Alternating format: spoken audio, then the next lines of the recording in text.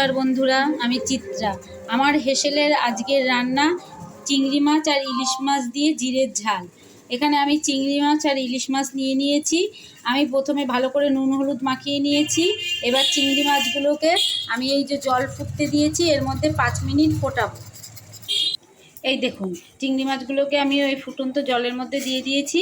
এটা 5 মিনিট ফুটতে থাকুক, ততক্ষণে আমি বাটনাটা করে নিই। ওদিকে চিংড়ি মাছগুলো সেদ্ধ হচ্ছে, আমি এদিকে বাটনার জোগাড়টা করে নিই। আমি এখানে একটু জিরে দিয়েছি, আর একটু এর মধ্যে জিরে দেব। আমি 1 টেবিল চামচ মতো জিরে দিচ্ছি। আর দেব এখানে আমি 2টো কাঁচা লঙ্কা, 2টো শুকনো লঙ্কা, আর এই আধখানা টমেটো। এটা দিয়ে আমি ভালো করে বাটনাটা করে নিই। এদিকে চিংড়ি মাছটা সেদ্ধ হয়ে গেছে, আর এর মধ্যে বাটনাটাও হয়ে গেছে। এবার মাছগুলোকে আমি হালকা ভেজে নেব।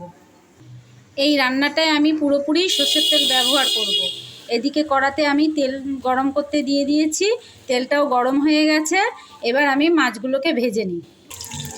মাছগুলো প্রায় ভাজা হয়ে এসছে, আমি এবার উল্টে দেব। দিয়ে এগুলো ভাজা হয়ে গেলে একটু চিংড়ি মাছটাকে হালকা আঁচে ভেজে নেব। মাছগুলো সব ভাজা হয়ে গেছে, ইলিশ মাছগুলো। এবার আমি এগুলোকে তুলে নিয়ে ওই সেদ্ধ করে রাখা চিংড়ি মাছগুলোকে একটু হালকা ভেজে নেব। এই দেখুন, চিংড়ি মাছগুলোও দিয়ে দিয়েছি।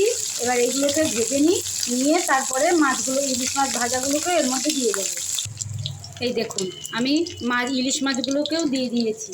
এবার আমি বাটনাটা বেটে রেখেছিলাম, সেই বাটনাটা আর ওই যে চিংড়ি মাছের যে সেদ্ধ করা জল ছিল, সেই জলটা একসঙ্গে মিশিয়ে আমি কড়ার মধ্যে দিয়ে দিলাম। আর এর মধ্যে এবার আমি পরিমাণ মতো নুন হলুদ সব কিছুই একে একে দেবো। এর মধ্যে আর কোনো কিছু দেওয়ার দরকার নেই। হ্যাঁ, দেবো একটু ধনেপাতা কুচি দেবো।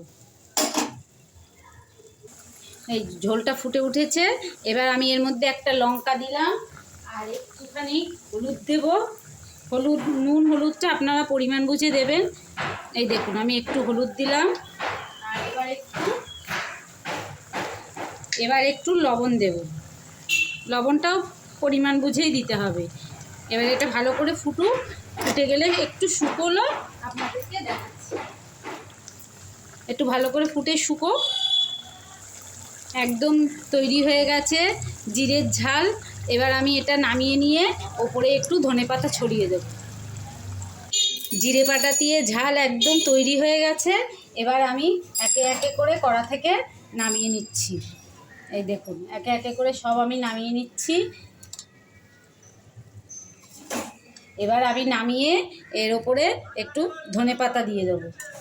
সব আমি নামিয়ে নিলাম কড়া থেকে। এবার আমার ছাদ বাগানের ধনেপাতা আমি এর ওপরে একটু ছড়িয়ে দেব। এই দেখুন, দেখেছেন কেমন সুন্দর দেখতে হয়েছে? এটা খেতেও ভীষণ সুন্দর হয়। আপনারা বাড়িতে করে একদিন খাবেন। ইলিশ মাছ আর চিংড়ি মাছ দিয়ে জিরে বাটা দিয়ে ঝাল। আর আপনারা চাইলে শুধু চিংড়ি মাছ দিয়েও করতে পারেন, বা শুধু ইলিশ মাছ দিয়েও করতে পারেন। ঠিক আছে, রান্নাটা যদি ভালো লেগে থাকে তাহলে অবশ্যই কমেন্টে জানাবেন। আর কেমন খেলেন, দেখা হচ্ছে অন্য কোনো রান্নার সাথে। ভালো থাকবেন, সুস্থ থাকবেন, অবশ্যই আনন্দে থাকবেন।